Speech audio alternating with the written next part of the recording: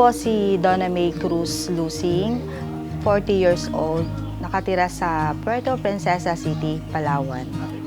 Kapag tapos po ako ng information technology, 10 years ako naging work sa iba-ibang establishment ng private sectors. Ang huling naging work ko pala is ticketing services. So that time is parang nagkaroon ako ng isipin, parang short na sa isang empleyado na hindi na sapat yung kinikita.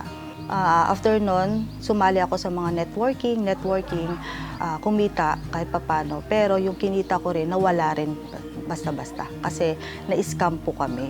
And then, doon medyo na-struggle yung buhay ko. Parang, bakit ganito? Parang pinagsisisihan ko, nanalangin kami kay Lord. Kumbaga parang naglakas na lang kami ng loob ng asawa ko. Kahit walang puhunan, panalangin ng sandigan. Nagkaroon kami ng opportunity na magkaroon ng ticketing, no? Doon na nag-start. After ticketing, 1 year, nag-upgrade kami as travel and tours. And then doon po ay awa tulong ng Diyos, tuloy-tuloy po yung naging nagkaroon kami ng ilang guests. Ang Palawan naman is one is the tourist spot, no? So kaya ginrab na rin namin yung opportunity na magkaroon ng travel and tours. So nagkaroon kami na idea, iba-ibang nakikilala namin mga tao, yun. Nagkaroon ng mga refer, yung aming agency, especially sa mga kakilala natin. Then yun, awa at tulong ng Diyos. Doon namin naramdaman yung gabay ng Diyos sa amin na talagang pinagkaloob talaga sa amin yung business na ito.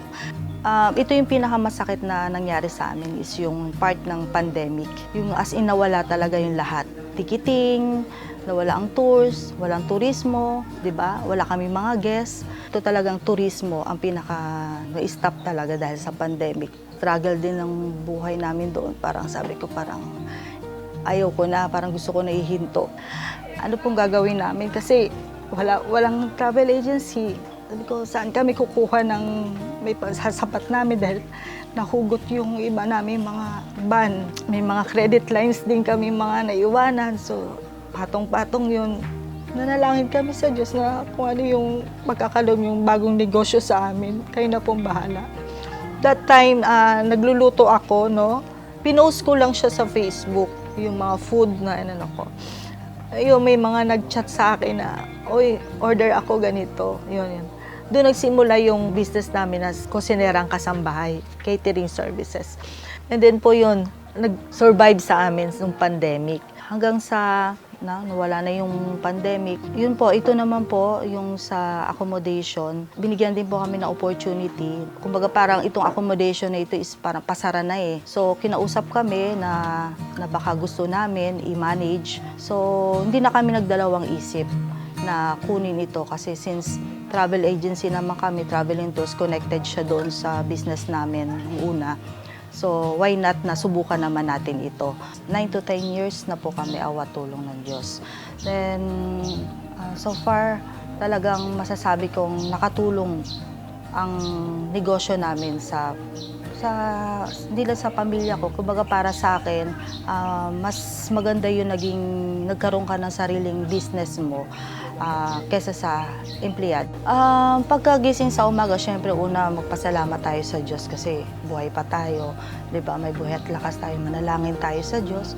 And then magche-check kami ng husband ko, ng asawa ko dito sa buong resort. Syempre may mga guest tayong dumarating, papaalis. So in-entertain namin bago umalis. Pagdating naman dun sa travel agency, yan, maghapon na ako niya nasa harap ng computer.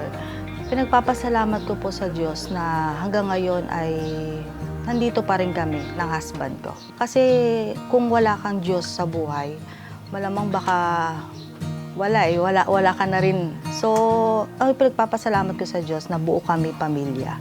Yun. At the same time, meron tayong Diyos sa buhay. Yun, hindi natin dapat iwaglit sa buhay natin na kahit ano pa mang mangyari, ay talagang dapat ang Diyos ang ating sandigan.